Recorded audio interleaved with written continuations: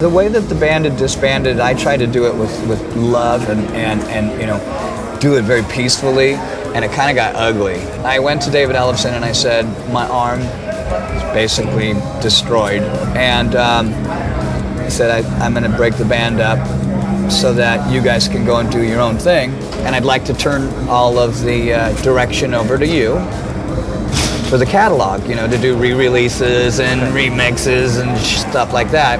And he said, oh, thanks, love you. And then later on that day, he said, you know what, you're moving on with your career, I'm moving on too. And I was like, well, who's going to mind the store? And then I contacted him after that and asked him if him and Nick and Marty wanted to do a reunion. And Marty wanted to know too much stuff that, you know, doesn't really have anything to do with him.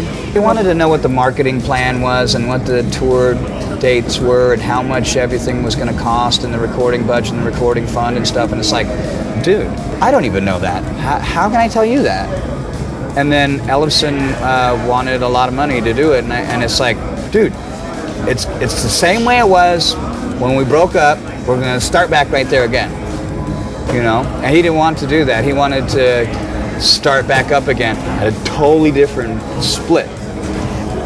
And I said, forget it. I called up Marty. I said, I'm going to let sleeping dogs lie. And I told Nick, I said, Nick, I'm sorry, but I can't negotiate with David. And I told Marty, forget it. So I really wanted to do this. Do you want to do it? So Nick said, yeah. So Nick came and auditioned, and we played with him and Glenn and with the bass player, James McDonough. We were trying to get a drum tech, and Glenn, his brother, came up as being a drum tech. So we call him on the phone, and Nick goes, I don't even want to fucking know you, to Glenn's brother, Sean, right?